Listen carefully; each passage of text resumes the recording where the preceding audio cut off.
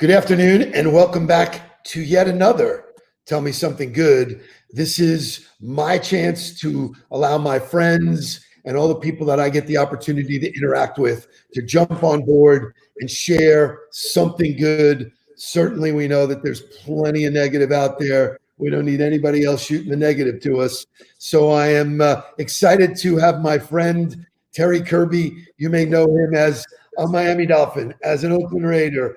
I know him as the trainer that kicked my ass for years in Weston and kept me in shape. Welcome to the show, Terry Kirby. Tell me something good. What's happening, Steve? How are you, man? Thanks for having me on. You know, I've known you for a long time. I can take you back to the days when you were at, what was the name of the telephone company place? ABC Cellular, baby. ABC Cellular. I think the first, when I got drafted in 1993, you gave me my first cell phone. Isn't that great? Amazing. Doesn't and that here we are today. Like another lifetime? Like it can't possibly be. I can't even believe it. Can't even be the same people. It's insane. And you know what's crazy is the draft is this week, so it would have been next week that I'd have been coming here. So insane. So what is that? 18 years? 18 Wow. years. Holy cow. Incredible. Those were fun days for me. And you know, at times like this, you hang on to your memories and you reconnect. And so we've had a couple of regenerations of how we've done, you know, stayed friends and stuff like that. But clearly for me, you know, when I was working out in Weston, I was working out in your gym, but I was not working out with you. And you like hit at me one day and he goes, "When you're ready to really step up, brother." Yeah, that day. But the problem was it was too damn early in the morning. You had to be up and out by like 6:30. That's exactly right. So why don't you tell my audience what you do, talk about your gym, talk about what you're doing during these crazy times to stay fit and stay mentally sane, all that kind of stuff. Well, right now I'm part owner of a gym in Weston called Ultimate Sports Institute, and I have two partners, David Bush and Joanna Scheinberg. And you know, we've had it now in that location for 8 years. And before that, we had 6 more years at the YMCA in Weston. So now this is a full service gym. Everyone knows it's the gym. The actual building has been there as a gym since 1992. We took it over 8 years ago, and it's been a blessing for us. You know, it's one of those things we call it cheers, because you walk in and everyone speaks. Everyone knows who you are. And it's a friendly place. And that's what we like the most about it. It's not one of your corporate gyms where you come in and you don't know anybody and you just kind of walk around, do your own thing. We try to keep it as a family atmosphere. So that's what makes us different from a lot of gyms. Oh, I can tell you firsthand that I didn't mind moving out of Weston. I didn't mind selling my house, selling my business. I mind losing the gym, man. That place for me in the morning with the guys, RJ and the guys that we worked out with, were just so special. And I think that's a great reference. It really was like cheers. I mean, people brought in their business stuff. I can remember, this is so amazing. It just dawned on me. I can remember one day you saying to me, "Steve, if you're going to get into the speaking thing, you should talk to my friend Walter Bond." Yeah. Do you remember telling me that? Yeah, absolutely. Now I've come to find out he's like the Hall of Fame speaker. Absolutely. He's an amazing dude, man. It's crazy. It's crazy. And that's the one good thing about gyms. You know, when you go to a gym and you have the connections, I mean, the people that come to a gym, you know, and you don't bother them while they're working out, but eventually at some point you're going to cross paths, you know, because if you're working on a machine and I want it and guys be like, "Oh yeah, it's working with me." It's not a selfish gym, which makes it very unique. And I was never intimidated by guys that you had a lot of football players in there. Yeah. You know, Dan would come in occasionally, Mr. Marino. I remember Nat Moore working out in the morning. Yeah. But he would come in at a normal time while I was leaving. So. Well, that's what's great about it too, because you can come in that gym and you can see just about anybody. You know, it's been one of those gyms where I want people to come in and feel welcome and not feel like, "Oh, we're going to take pictures of you or ask for autographs." And people always respected that. You know, from back when, you know, The Rock used to come in there. No one bothered him either, you know, and those, you know, Marinos and the JTs and the Zags and I mean, you can go down the list and people leave them alone. Or if anything, you know, those guys will come up and talk to them because it's a family atmosphere. I can validate that because in my trainings, first of all, I love The Rock, love everything he's done and everything he stands for and puts out great information. But I remember one day he noticed me and we started talking, and I tell this in my trainings, and we got into conversation, and I asked him, I said, what's the number one thing I should know about like how you got successful? And he goes, outwork everybody in the room. And I never forgot it. And when I tell people that story, they go, oh, you're full of shit. You never met The Rock. And we did, man. He was there. Oh, yeah. Yeah. I mean, I think most people in Weston can actually say they've met The Rock at some point because, you know, he was out like all the time. Visible. Absolutely out all the time. And he's, you know, he's a gay guy. As long as he's not working out, you don't need to approach him. Oh, yeah. I mean, he was massive. So obviously times are nuts. I'm assuming the gym is closed. Yeah. And yeah, it's for us, it's a tough business, you know, and you know, we're hoping, you know, they say the gyms are in phase one of opening things back up. I think it's still going to be pretty tough because of, you know, the sweat and touching all the machines. And we just had our gym actually the last 2 weeks. We had it sterilized. We used the Clorox 360 machine by you know, Ricochet. You remember Ricochet? Yeah, isn't that Kajana too? Isn't that those guys? Yeah, they came in, and, came in, sanitized the whole building, and you know, us as owners have come in and cleaned and did as much as possible so that when it does happen and we're able to open back up, we'll be ready to go. Yeah, those guys. You know, it's going to be hard. I mean, I think the one thing about gyms is I think people miss the gym. People miss the camaraderie.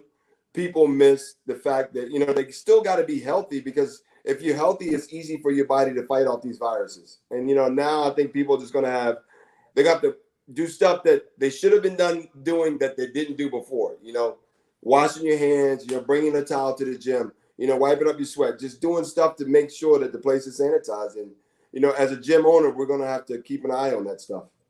Yours is more than a gym. You do some physical therapy there. You do other stuff, right? Yeah, we have a physical therapist on board, which is essential. And, you know, right now he's being able to see his clients and stuff because that's an essential business. But as far as one-on-one, we're not allowed to do. We offer, you know, ballet classes, one-on-ones, group training, sports training. You know, we have clients from, you know, you've seen them from 5-year-old to 80-year-olds. Yeah. I mean, it's a wide variety of different things. And that's the one, you know, like the gym is, you know, it's not just an aesthetic gym. It's a gym for health. You know, we teach you how to be healthy in life. You know, as you get older, like me personally, I'm not going to lift the weights that I used to, you know, with all the hits and the knees and the things that I've had and guys that come in everyday life, people don't realize, you know, you've been sitting in a desk for how long? You know, your back, your neck, the traps, everything. You know, it's about having a quality life as you get older. You know, you want to be able to continue to do stuff that you did at a younger age and not stop. Because once you stop, that's it. Yeah. I mean, clearly, when I started working out with you, the foundation of my body changed. I started to put on more muscle, which gave me strength. My back didn't hurt as much. I still hate those freaking sleds. You don't want to see the sled no more? I got the sled for you. I remember you were putting in grass, and I was like, "What are you putting in, you know, like that fake grass for?" And he goes, "Oh, wait, man, we're going to be doing sleds." And I was like, "We're doing sleds." Absolutely. Well, you know, as we get older, people have to remember when you lose muscle, your joints take the punishment. So as long as you continue to eat the protein and keep your muscle and keep maintaining what you have, you know, your joints will love you for the rest of your life. You know, when you start losing the muscle is when everything starts to act up because now your joints have to take the pressure. Well, you know, it's interesting because since I shifted my business to, you know, mainly coaching, to me, it's like I do all of the things I talk about.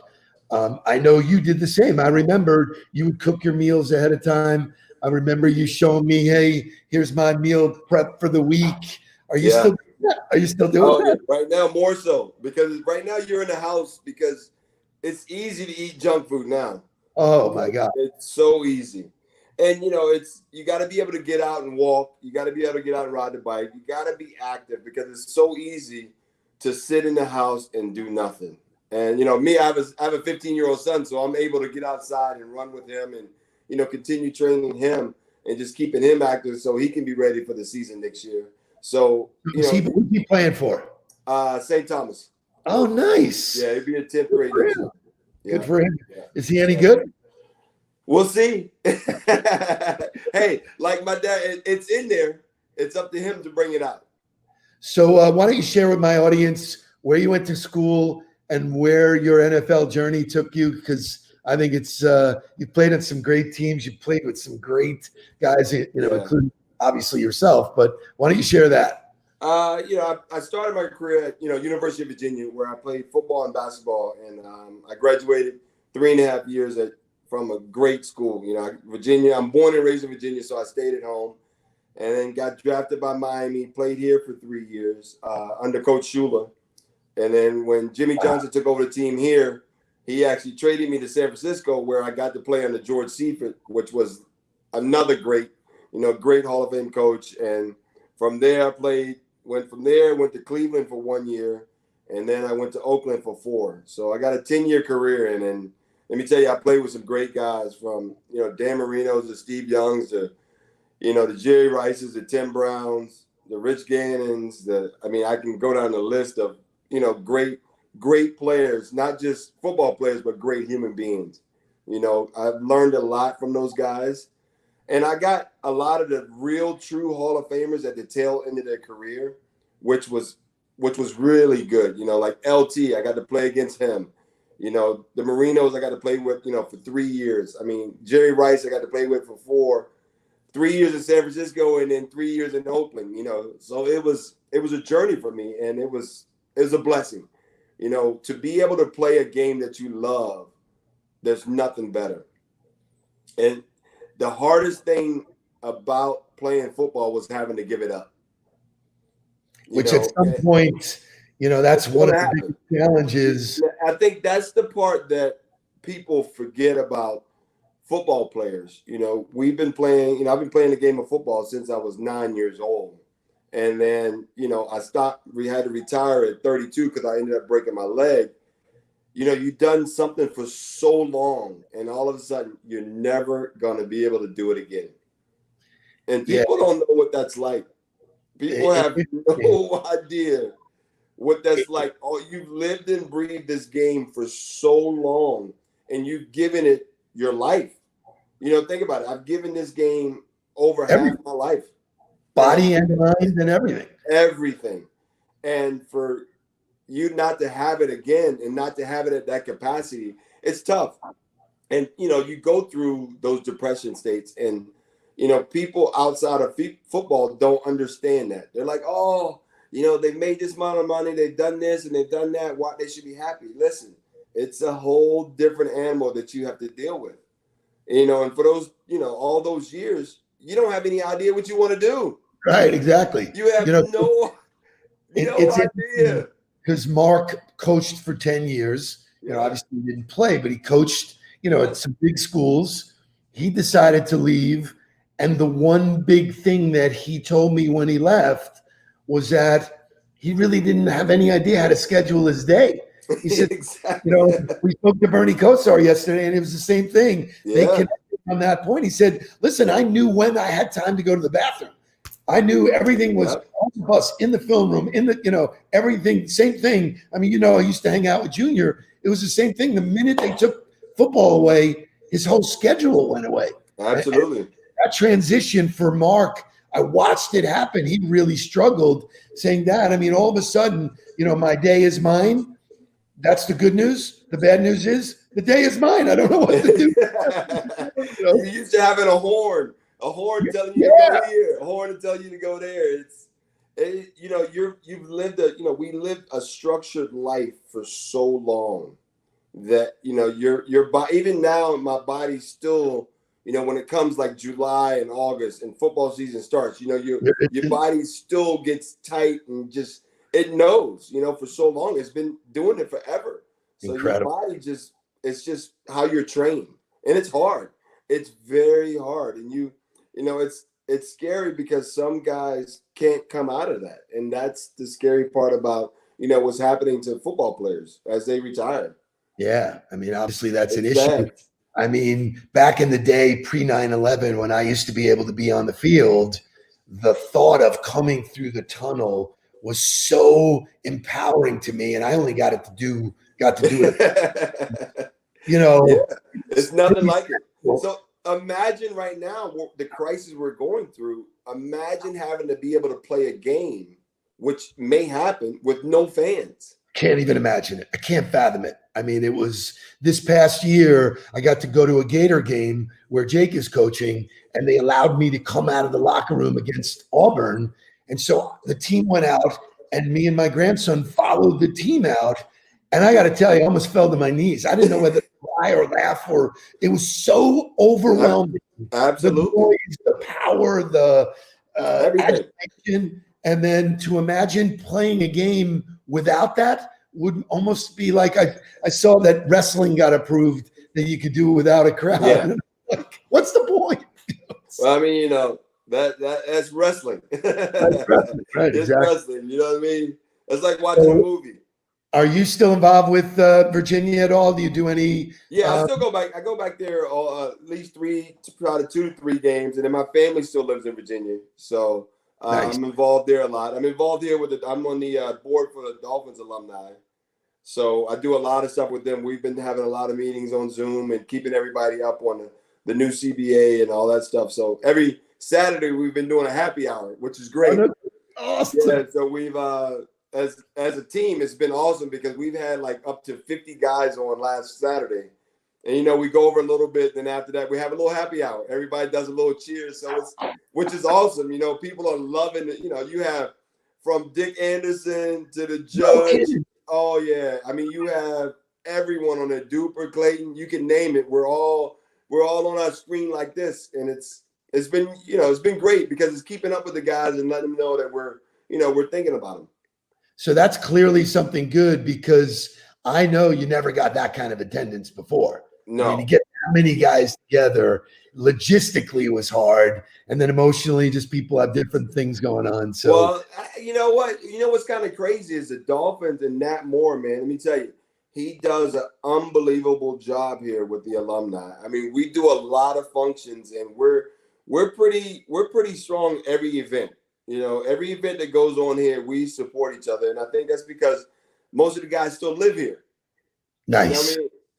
We live here, and at our alumni game, I think we usually have like over 100 guys show up for our alumni game here, which is amazing. And this year, the 72 team was honored, and they had, I think, everyone living except for the 2 guys that didn't show up out of the 72 team. That was all at the game, which is amazing. For us to see that.